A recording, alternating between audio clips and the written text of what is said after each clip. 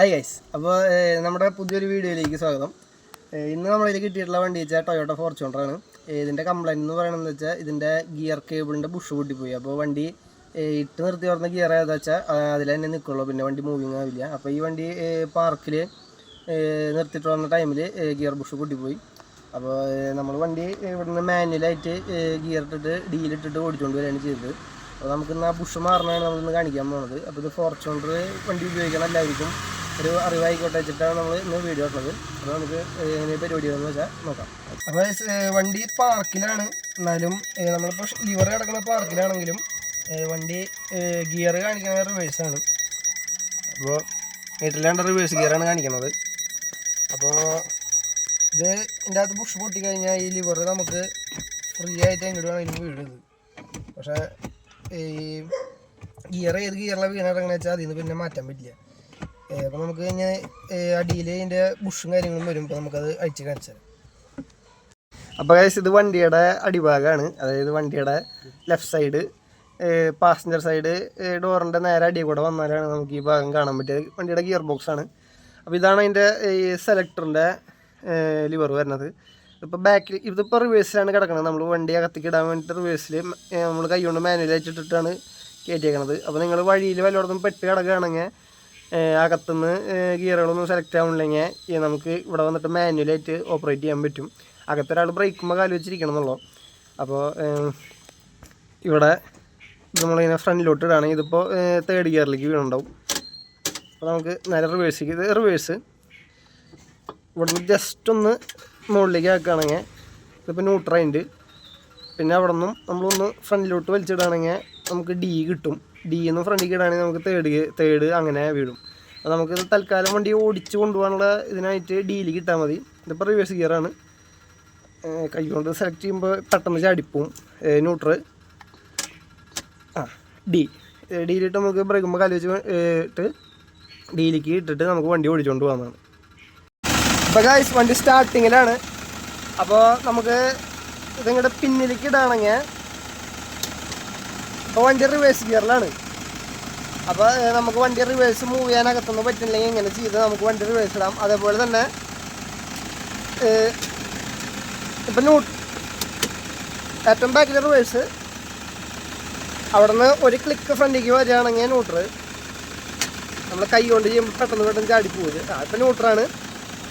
ഇതാ നോക്കിയാൽ forward gear D ചെയ്യുന്നുണ്ട്. അപ്പോൾ നമുക്ക് വണ്ടി ഫ്രണ്ടിലോട്ട് ഓടിച്ചോണ്ട് പോകാം. ഇത് ചെയ്യുമ്പോൾ വണ്ടി സ്റ്റാർട്ടിങ്ങിൽ ഇട്ടിട്ട് വേണം ചെയ്യാൻ. അതായത് ഈ ഗിയർ ഈ സെൻറ്ററിലേക്ക് കൊണ്ടുവന്നിട്ട്, അതായത് ബാക്കിൽ കിട്ടാൻ ഇത് ന്യൂട്രൽ, ഇതാണ് ഇതിൻ്റെ ന്യൂട്രൽ പൊസിഷൻ. ഇവിടെ നിങ്ങളുടെ ഫ്രണ്ടിൽ കിട്ടാൻ ഡി ആയി.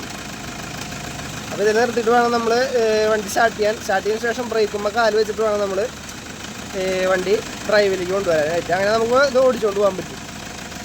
അപ്പോൾ നമ്മൾ ഇതിൻ്റെ ടോപ്പ് ഊരാൻ വേണ്ടിയിട്ട് ആദ്യം തന്നെ ഈ ഹാൻഡ് ബ്രേക്കിൻ്റെ താഴെയുള്ള ഈ ഒരു പീസ് ഇതേപോലെ ഇങ്ങനെ വലിച്ച് ഊരേണ്ടതാണ്. രണ്ട് ലോക്കിലിരിക്കുന്ന സാധനമാണ്. അപ്പോൾ അത് ഊരിയതിന് ശേഷം ഈ ഒരു പീസ് ലോക്കിലാണ് ഇരിക്കുക. അപ്പോൾ നമ്മൾ ആദ്യം തന്നെ ഇവിടെ പിടിച്ച് ഇങ്ങനെ പൊന്തിച്ചെടുക്കണം.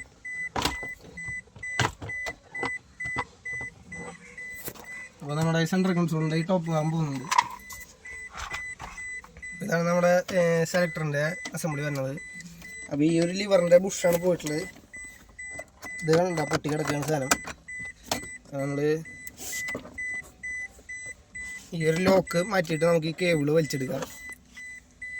അപ്പോൾ നമ്മളിതിൻ്റെ ലോക്ക് ഊരെടുത്തിട്ടുണ്ട്. ഇതാണ് ഇതിൻ്റെ ലോക്ക്. ഇത് പൊന്തിച്ചെടുക്കാൻ കുറച്ച് പണിയാണ്. നമ്മൾ ഈ പ്ലയർ കൊണ്ടും കണക്ടർ കൊണ്ടൊക്കെ വലിച്ചിട്ട് വേണം പുറത്തേക്ക് എടുക്കാൻ. ഇതിങ്ങനെയാണ് ഇരിക്കുക. ഇതിനും പിന്നെ ഈ ബ്രാക്കറ്റുമ്മയും കൂടിയിട്ടാണ് ഇരിക്കുക.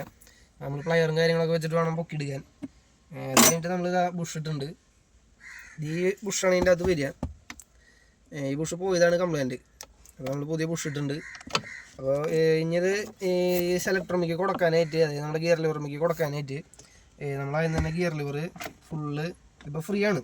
അപ്പോൾ നമ്മൾ ഇപ്പോൾ ഫുള്ള് ബാക്കിലേക്ക് വരുത്തണം. നമ്മുടെ 2 ലോ എന്ന് എഴുതിയിട്ടുള്ള ഇതുവരെ നമ്മൾ ബാക്കിലേക്ക് ഇത് വലിച്ച് വരുത്തി കഴിയുമ്പോൾ ഇതിൻ്റെ സ്റ്റഡി കാണും. ഇതാ ഗിയർ ലിവറിൻ്റെ തന്നെയാണ് വരിക. ഇത് ഏറ്റവും ബാക്കിലേക്ക് വലിക്കുമ്പോൾ നമുക്ക് കാണാം. ഇതുമ്മേക്കാണ് നമ്മൾ ഇനി നമ്മുടെ ഈ ബുഷ് അടക്കം ഈ കേബിൾ കയറ്റി വയ്ക്കേണ്ടത്. അപ്പോൾ ഇത് സുഖമായിട്ട് കയറാൻ വേണ്ടി നമ്മൾ ലേശം കാലിപ്പർ ഗ്രീസ് ഉണ്ട്. കാലിപ്പർ ഗ്രീസ് വെച്ചിട്ട് നമ്മൾ ഇടാണെന്നുണ്ടെങ്കിൽ റബ്ബറിന് കംപ്ലൈൻറ്റും കാര്യങ്ങളൊന്നും വരില്ലതാനും നല്ല സ്മൂത്തായിട്ട് കയറി പോവുകയും ചെയ്യും. സാധാരണ ഗ്രീസൊക്കെ എന്ന് വെച്ചാൽ ഈ റബ്ബർ സാധനങ്ങളൊക്കെ പെട്ടെന്ന് കംപ്ലൈൻ്റ് ആയി പോകും. നമ്മൾ ലേശം കാലിപ്പർ ഗ്രീസ് നമ്മൾ വെച്ചിട്ടുണ്ട്.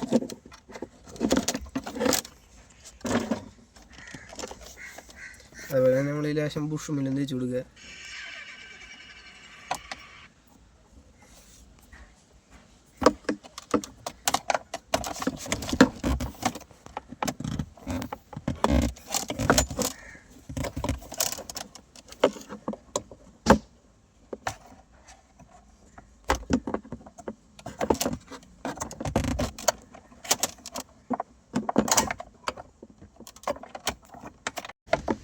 അപ്പോൾ കഴിച്ച് നമ്മൾ ഇതാ ബുഷിൻ്റെ അധികം കയറ്റിയിട്ടുണ്ട്. ഇത്തിരി ടൈറ്റാണ് ഇതിൻ്റെ അധികം കയറാനായിട്ട്, കുറച്ചൊന്നും മെനക്കിടണം. നമ്മൾ ബുഷ് കയറ്റിയിട്ടുണ്ട്. അപ്പോൾ ഇത്രയുള്ള ഇതിൻ്റെ ബുഷ് ഇടാനുള്ള പരിപാടി. ഇനി നമുക്ക് വണ്ടി ഒന്ന് സ്റ്റാർട്ട് ചെയ്തിട്ട് ഗിയറുകളൊക്കെ വീഴണമെന്ന് നോക്കി നോക്കാം. അപ്പോൾ നമ്മളിത് പാർക്കിലേക്ക് ഇട്ടിട്ടുണ്ട്. നമുക്ക് വണ്ടി ഒന്ന് സ്റ്റാർട്ട് ചെയ്ത് നോക്കാം.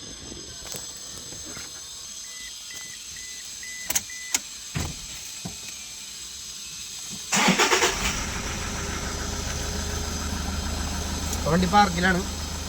നമുക്ക്